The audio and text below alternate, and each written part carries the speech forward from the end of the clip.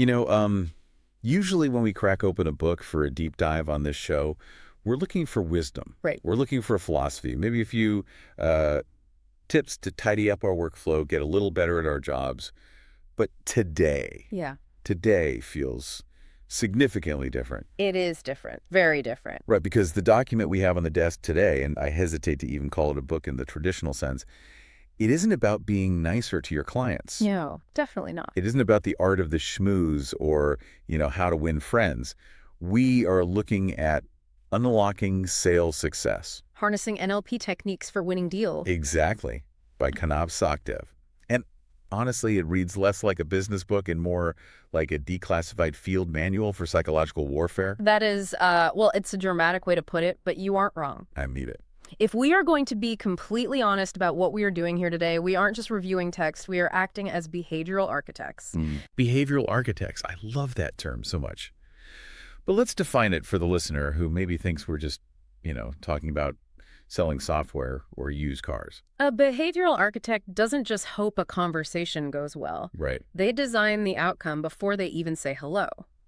Kanav Sachdev, who is the founder of the White Light System, by the way, so he comes from a background of rigorous structural coaching. Heavy coaching background. Yes. He lays out a premise that is actually quite confronting. He suggests that what we call sales is usually just two people hallucinating at each other. Hallucinating. That is a really strong word. But highly accurate. You think you know what I want. I think I know what you're selling. We are projecting our own biases, our own fears, our own desires onto the other person. And we just completely miss each other. We miss each other entirely. Sachdev's manual is the blueprint for stopping the hallucination and starting the engineering. Engineering the interaction. We are talking about taking apart the buying decision, literally the neurology of a yes, and reassembling it, gear by gear. So, fair warning to everyone listening right now, we are going to be discussing influence today. We're going to be talking about neuro-linguistic programming, or NLP. And I know. Yeah, I know some of you are rolling your eyes. You're thinking of some guy in a cheap suit trying to hypnotize you in a coffee shop to buy a timeshare. The pickup artist stuff. Exactly. And that is exactly the fluff we need to burn off before we start, because what Sachdev is doing here is clinical. It is not magic. It is pure mechanics. So let's strip it down for the listener. How does Sachdev define NLP in this specific context? Because he doesn't seem interested in the self-help version of it. No, not at all. He treats it strictly as a study of subjective experience. Look at the breakdown. Neuro. The nervous system. How we process information through our five senses. Right. Linguistic. The language we use to code that sensory experience. And programming.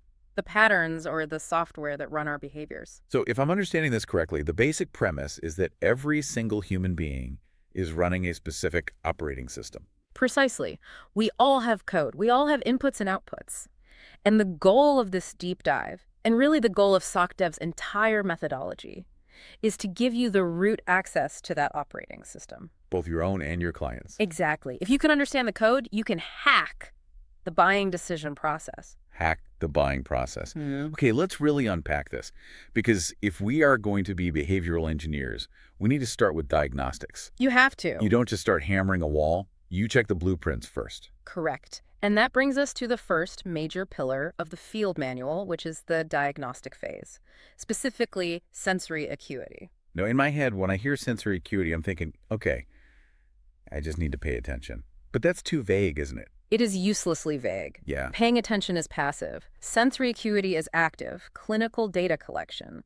Think about a high-stakes poker player. They aren't just watching the table. No, they are tracking a baseline. The baseline. This is a crucial concept in the text. It is everything. You cannot spot a lie and you cannot spot hesitation if you don't know what the person looks like when they are telling the truth or when they are totally comfortable.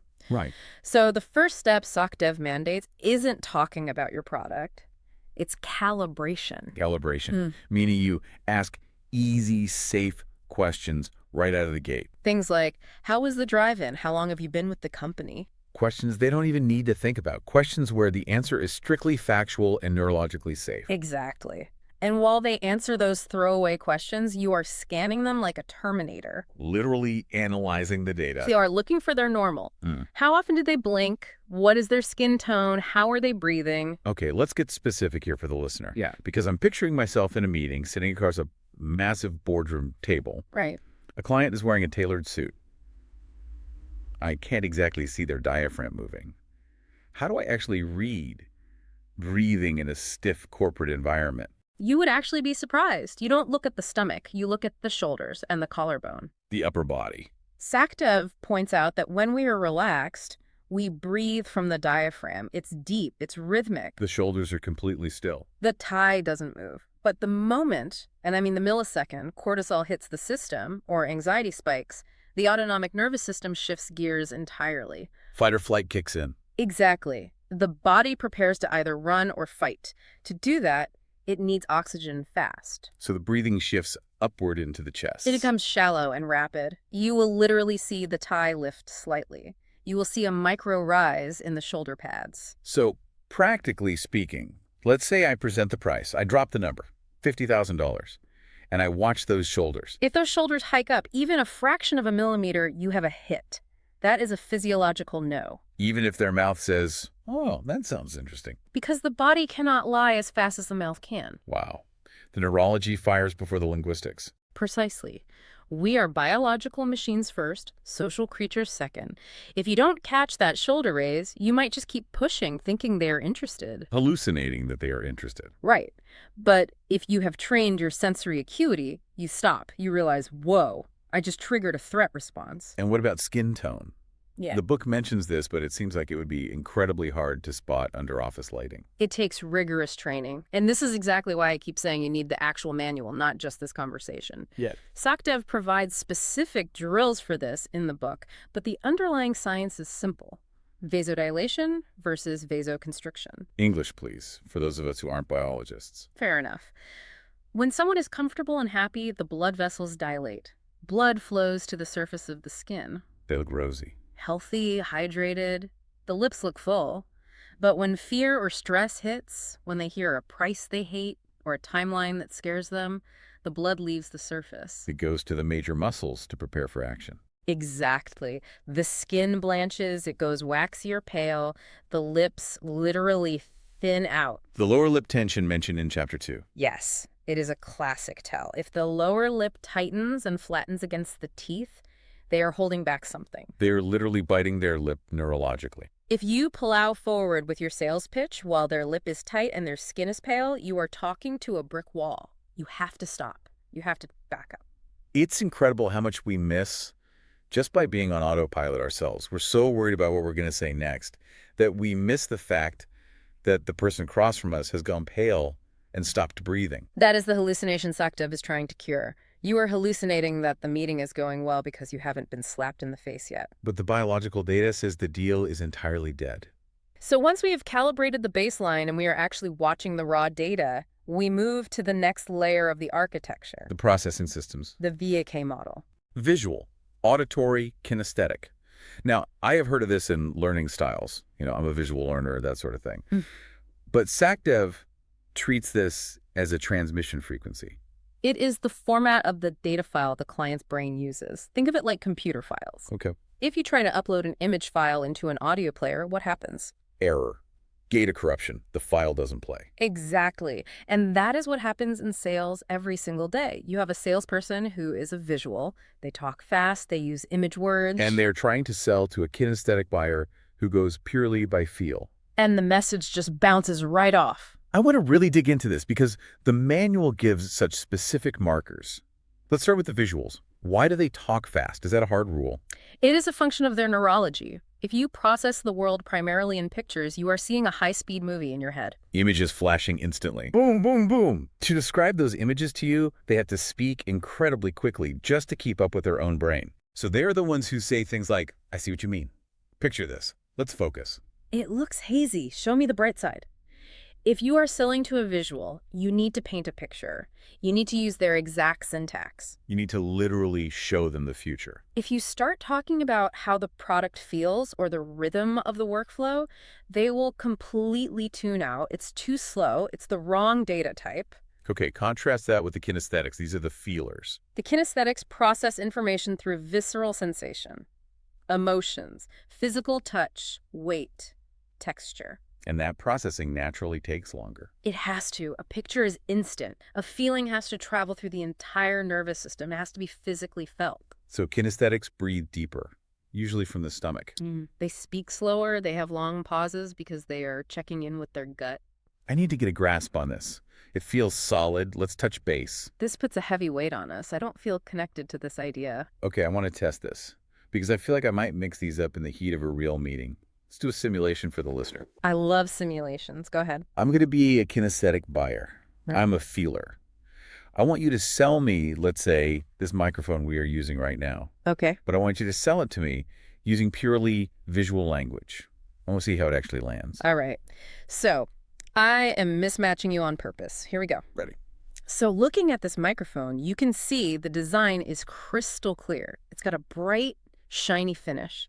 And if you picture it on your desk, it's going to look spectacular. You see what I mean? It's really eye-catching. I don't know. It seems a bit flashy. I'm not sure I can get a handle on it.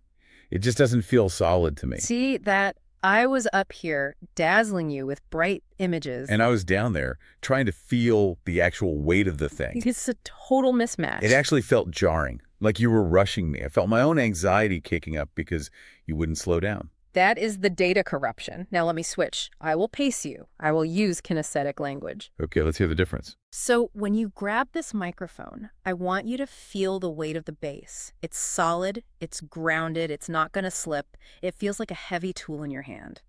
Does that sit right with you? Yeah. That feels strong. I can grasp that. Totally different reaction. Night and day. And I noticed something. When you slowed down to match me, I actually felt calmer myself. I felt understood. That is the neurological synchronization we are talking about. By matching your predicates, words like grasp, solid, weight, I wasn't just changing my vocabulary. You were changing the frequency of the transmission to match my receiver. Exactly. And there's a fourth system mentioned in the text, right? The auditory digital, the ADs. Yes. Yeah. These are the logic processors. They talk to themselves internally. They don't care about the picture or the feeling. No, they care about the sense. Does this make sense? Yeah. Is the process logical? They're often monotone, clipped, and extremely data-driven. The protocol here, according to Sachdev's text, is that you have to diagnose this system within the first 30 seconds of the interaction. It is the absolute triage of sales. You walk in, you observe the breathing, you listen to the very first 3 sentences they speak. If they say, "It's good to see you," you shift immediately to visual. If they say, "Thanks for reaching out," maybe they are kinesthetic, you adjust your transmission frequency on the fly. And again, we're just skimming the surface here. The book has extensive worksheets and lists of hundreds of these predicate words that you have to memorize. You have to drill them relentlessly. You have to be able to switch from visual to kinesthetic as easily as switching spoken languages. If you can't, you are leaving massive amounts of money on the table. Guaranteed. So we have diagnosed the system. We know exactly who we were talking to. Now we move to segment 2, establishing the connection. And this brings us to the mechanics of rapport. But again, Sachdev is hyper-specific here. He talks about mirroring and matching, but he issues a pretty stern warning against mimicry. This is a critical distinction that most amateur salespeople fail at. Mimicry is the monkey see, monkey do approach. They scratch their nose, you scratch your nose. They cross their legs, you cross your legs. That is insulting. It actively breaks trust because it looks manipulative and weird. So what is true? Mirroring in the context of behavioral architecture. Neurological synchronization. You aren't copying the physical action. You are matching the intensity and the rhythm. If they are leaning forward, deeply engaged, you lean forward. If they are leaning back, relaxed, you relax. You match the breathing pattern. Matching breathing is the most powerful signal of safety you can possibly send to another mammal. It seems so intimate almost. Think about it evolutionarily. When do animals breathe in perfect sync? When they're safe together, when they're sleeping in a pack. Exactly. When our breathing synchronizes, our nervous systems send a massive signal that says, we are the same. It completely bypasses the critical, skeptical faculty of the brain. And this leads to one of my absolute favorite architectural concepts from the text, pacing and leading. Because this is where everyone gets conflict resolution totally wrong. Oh, absolutely. Let's use a case study directly from the manual. The angry client. We have all been there. You walk in and the client is just furious about a billing error. They're shouting. They're red in the face. What does the average untrained salesperson do? The average salesperson tries to be the voice of reason. They stay perfectly calm. They say, "Sir, please relax, lower your voice. We can figure this out calmly." Which usually makes them infinitely angrier. It makes them go nuclear because you are mismatching their reality. They are operating at high energy, which is anger, and you are at low energy, which is calm. You are clashing. You are functionally invalidating their emotional state. So what does the behavioral architect do? You pace them. You pace them, you meet them exactly at their intensity level. You don't get angry at them, obviously, but you match the urgency and the volume of the situation. You say something loudly like, "I can see why you are upset. This is a serious issue." I would be mad, too, if this happened in my account. You validate the chaos. You lock onto their signal. You vibrate at their exact frequency. Once you have established that link, once they subconsciously feel, okay, this person gets it, this person is taking my pain seriously. Then, and only then, do you start leading. Leading is the shift. Once you feel that neurological connection, you slowly lower your voice. You slowly deepen your breath. Slow your cadence. And because you are neurologically linked, their system will unconsciously follow your system down into a resourceful state. You hook them at the peak of their anger, and you literally guide them down into the valley of calm. It is an incredible thing to watch. It is like a dance. But you cannot lead if you haven't paced first. Yeah. You try to lead from the start, you just get yelled at. Exactly. The book also mentions crossover mirroring. What is the mechanism there? That is a highly sophisticated technique for when direct mirroring is just physically inappropriate. Like what? Let's say a client is breathing very heavily. Maybe they are hyperventilating a bit from stress or just very agitated. You can't start panting across the table from them. Right. You would look totally insane. So you cross over, you match the rhythm, but with a different body part. You might tap your finger on the table to the exact rhythm of their heavy breathing. Or nod your head to the rhythm of their speech. You are matching the frequency, but you are putting it in a different visual or auditory channel. It still builds that profound subconscious link without the awkwardness of pantomime. It's so subtle. It has to be. If their conscious mind notices you doing it, the spell is broken instantly. They will say, "Why are you tapping your finger like that?" You have to stay completely under the radar. Okay, so we have diagnosed them, we have synchronized with them physically, now we start to talk. Segment 3, linguistic engineering. This is where we get into the syntax of persuasion. This is where we open the hood of the language itself. Sachdev introduces the Milton model. Named after Milton Erickson, the legendary hypnotherapist. Correct. And this entire concept is going to sound deeply counterintuitive to anyone who went to business school. Because in business school, we are taught to be hyperspecific, be precise, give raw data. But the Milton model is the calculated art of being artfully vague. Artfully vague. Explain that to the listener. Why on earth would I want to be vague in a sales pitch? Because specificity creates objections. Vagueness creates agreement. Give me a clinical example of that. If I say to you, this car has a 400 horsepower engine, your conscious brain immediately evaluates that specific fact. Do I need 400 horsepower? Is that going to use too much gas? Is it dangerous? Exactly. I gave you a hard, specific surface to bounce a logical objection off of. Okay, I see that. But if I use artfully vague language, hypnotic language, I might say, and you can just imagine the power you will feel when you're driving this. I don't argue with that, because I define power in my own head. Exactly. I forced your brain to go internal and search for your own personal definition of power. Maybe for you, power is pure speed. Maybe for a parent, power is safety and control. I don't know what it is for you. And frankly, I don't need to know. The artfully vague language forces the client to sell themselves using their own internal desires. You're holding up a linguistic mirror, and they see exactly what they want to see. Correct. The manual also talks extensively about embedded commands. Now, this feels like Jedi mind trick stuff, but it is just pure syntax. Hiding a directive within a seemingly normal sentence. The conscious mind analyzes the overall sentence structure, but the subconscious mind is constantly scanning for commands. The structure is usually something like, "I don't know if you're ready to buy this now." The command is buy this now. Right, but you cannot just say it flatly. You have to use analog marking. Which is the audio cue, the shift in tonality. If I say it totally flat, "I don't know if you're ready to buy this now," it's just a mild statement.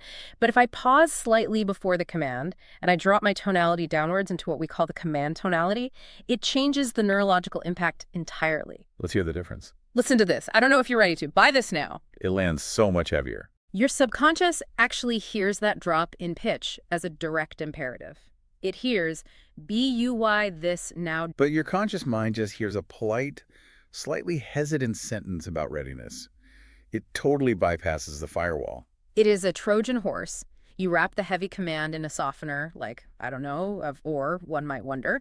So the conscious mind doesn't reject it as aggressive, but the payload gets delivered straight to the nervous system. And doing this smoothly requires so much practice. If you do it clunky, you sound weird, you sound like a bad actor reading a script. The book emphasizes the need to drill these patterns until they are completely seamless. You have to master the instrument of your own voice. And then there are presuppositions. This is all about the architecture of assumption. Presuppositions are the linguistic assumption that the sale has already happened. Most average salespeople ask, if you decide to buy. That implies massive doubt. It implies the word if. It opens the door wide open to a no.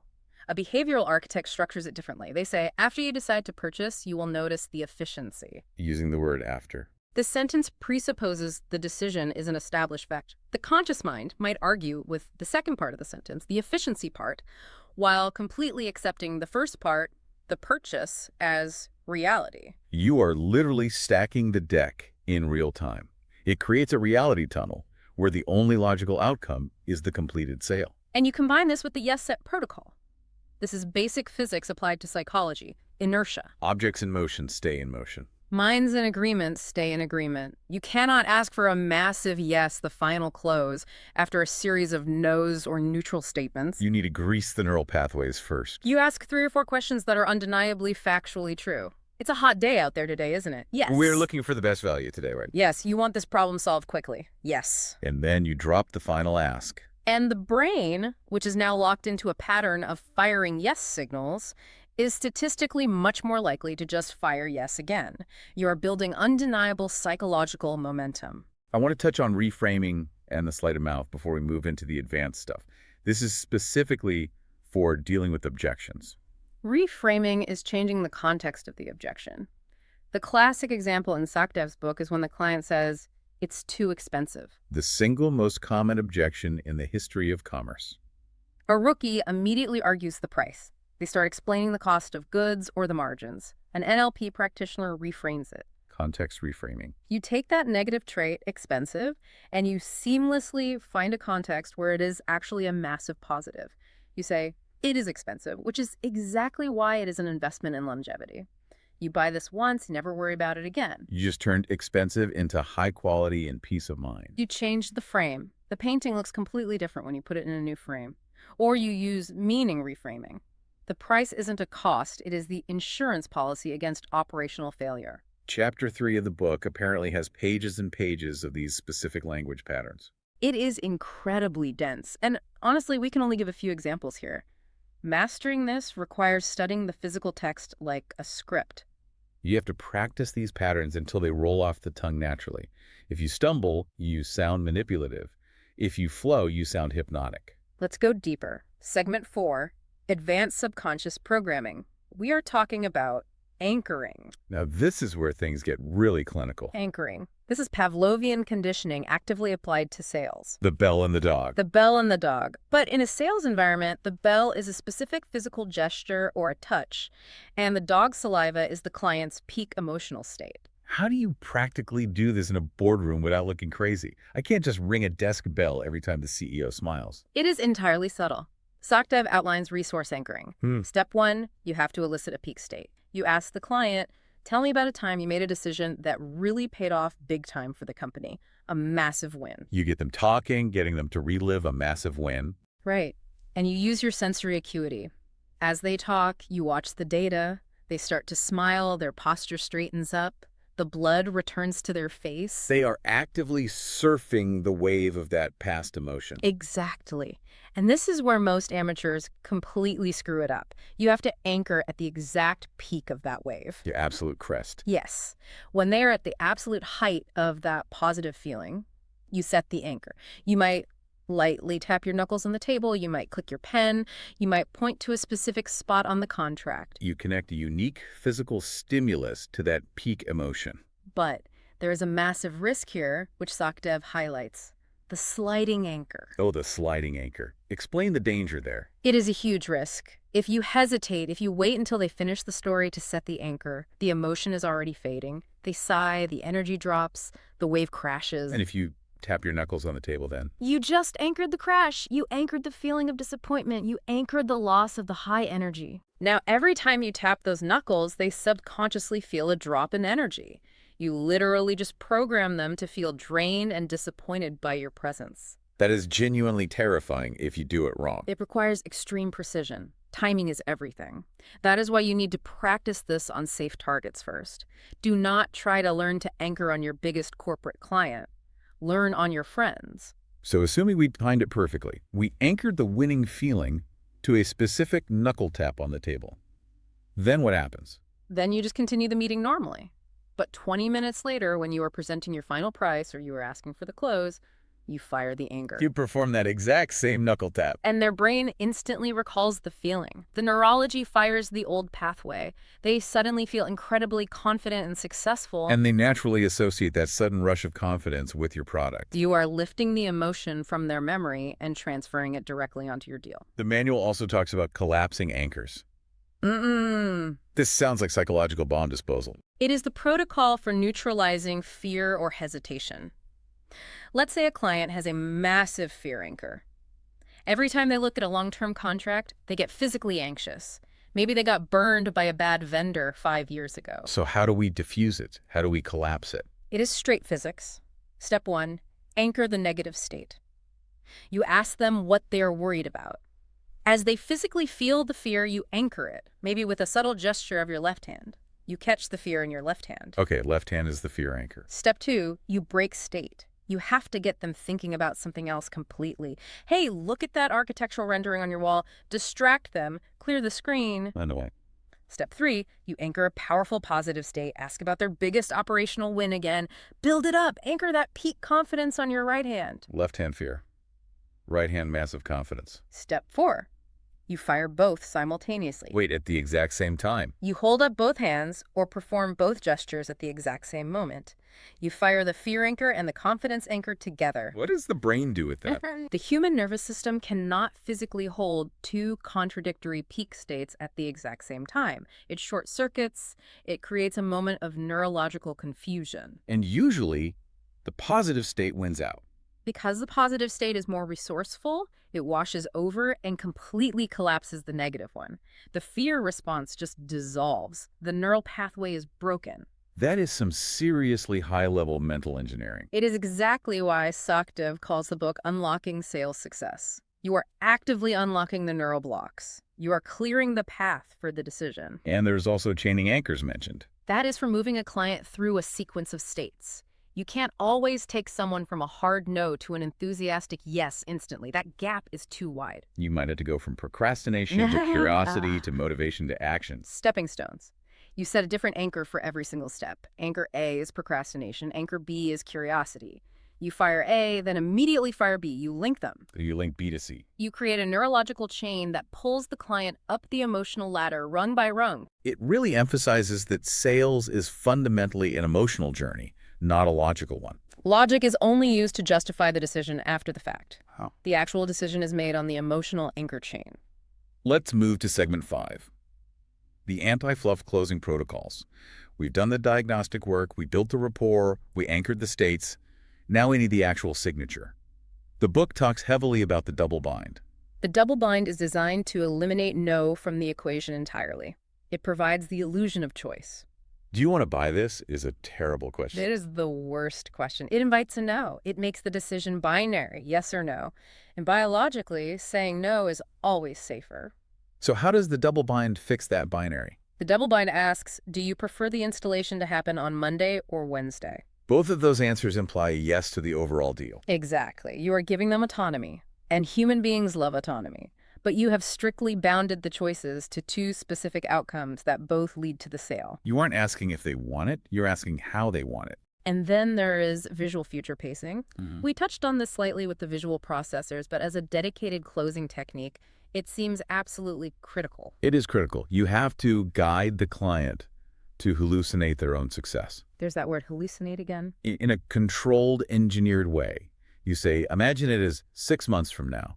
The new system is fully installed. Your team is leaving the office at 5 p.m. sharp because the manual work is done automatically. You are sitting in your office, totally relaxed. No. How does that feel? You put them completely in the future reality. The human brain cannot perfectly distinguish between a vividly imagined event and actual reality.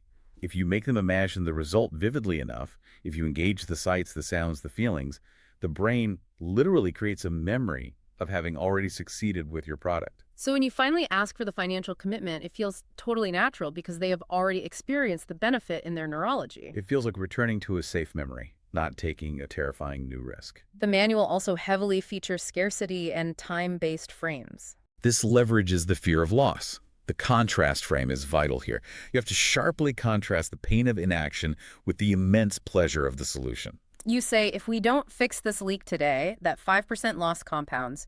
In a year, that is a 60% hemorrhage. Or we sign today, and that 5% immediately becomes bottom line profit. It makes the decision to wait feel physically painful. Indecision is the enemy of all progress.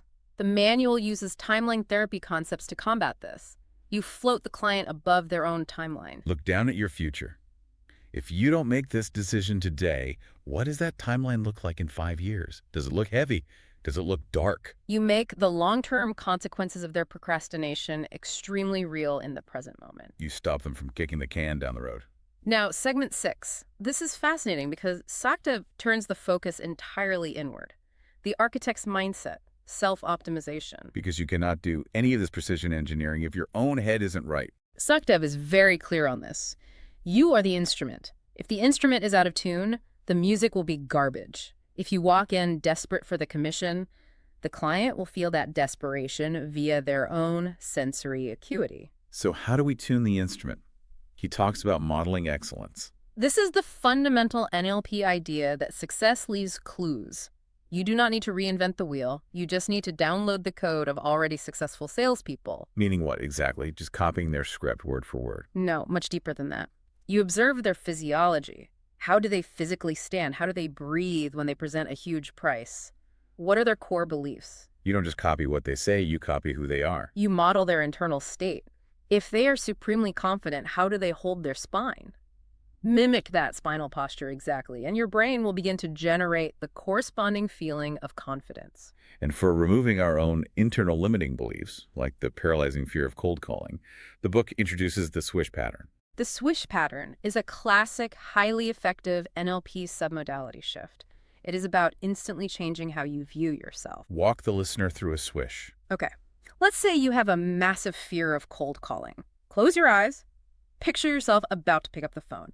You probably see a mental image of yourself looking nervous, small. Maybe the picture in your head is dark or gray. Okay, I see the bad me image. Now, create a second picture, the good me. In this picture, you are absolutely crushing the call. You are smiling, you are powerful. Make this picture bright, highly colorful, and massive in your mind. Big, bright, good picture. Small, dark, bad picture. Now you swish them.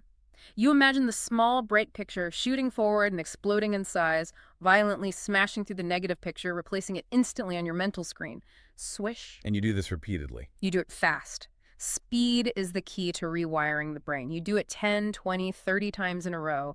You train the brain so that as soon as the negative thought even starts, as soon as your hand reaches for the phone, it automatically triggers the swish into the massive positive image. You rewire the trigger itself. Instead of the phone triggering anxiety, the phone triggers the picture of overwhelming success. That is incredibly practical mental hygiene. You have to clean out the junk code in your own operating system before you can hack anyone else's. Finally, let's look at the concept of feed-forward versus feedback. I love this leadership concept. Sachdev argues that feedback is often just an autopsy. It's analyzing the dead body of the deal. You messed up that call, you didn't anchor correctly, you blew the close. All that does is create intense defensiveness. It is looking backward at unchangeable failure. Feed-forward is entirely different. Feed-forward is suggestions for future behavior. Next time, try lowering your pitch on the close command. Next time, use a visual metaphor instead of a kinesthetic one. It focuses entirely on the mechanical solution, not the personal mistake. As a sales leader, or even just managing your own performance, do not dwell on the error. program the correction. Program the correction. That phrase really sums up the entire philosophy of this manual. It does. It is all about programming. We are highly programmable biological machines. You can passively allow yourself to be programmed for failure by your environment, or you can actively program yourself for success. So what does this all mean for the listener today? We have covered sensory acuity, rapport, hypnotic language patterns, anchoring, closing protocols, and mindset. It is a massive amount of material. It is an incredibly dense architectural system, and I really want to reiterate this to everyone listening. These are dangerous precision tools. We have talked about them for an hour, but listening to us talk about heart surgery doesn't make you a surgeon. Right. You cannot just walk into a boardroom tomorrow and try to collapse anchors without really understanding the nuance. If you do it clumsily, you just look like a weirdo touching people's shoulders at the wrong time. Exactly. It requires intense study. It requires drilling the syntax. You need to physically see the worksheets Sachdev provides. You need to read the specific linguistic scripts. This brings us to the final assessment of today's deep dive. We have deconstructed the machine for you, but the actual blueprints to build it yourself are only in the book. Unlocking Sales Success by Kanav Sachdev. If you are even slightly serious about this, if you want to stop guessing and start actually engineering your sales outcomes, you need the full text. And specifically, the worksheets and drills. We mentioned them earlier. You need those drills to train your eyes to see the micro-expressions in your voice to hit the analog marks. You cannot get that from a summary conversation. To permanently rewire your subconscious and master these systems, you need the complete instructions in your hands. You cannot just wing this kind of psychology. So here's the hard call to action for you. And we do not say this lightly on this show. If you work in influence, if your livelihood depends on getting to, yes, you need this manual, go to Amazon right now. Go to Google Play. Buy Unlocking Sales Success, Harnessing NLP Techniques for Winning Deals by Kanav Sachdev. Buy it right now. And honestly, for this specific kind of material where tonality, pausing, and pacing are literally the difference between success and failure, I highly, highly recommend getting the audiobook. That is a fantastic point. Hearing the analog marking and the tempo shifts performed correctly is crucial. You need to hear the rhythm of the hypnosis. Get the official audiobook version on Spotify or Google Play. Immerse yourself in the tonality. Let it become your default communication setting. Thank you so much for joining us on this deep dive. It has been a truly fascinating look into the hidden mechanics of human influence. Always a pleasure to decode the human mind with you. One final thought for you to chew on as you go about your day. If all of your buying decisions, and I mean all of them, can be influenced by these invisible psychological levers, how many of your choices today were actually yours? Think about it. Thanks for listening to the Transformation Roadmap. See you on the next deep dive.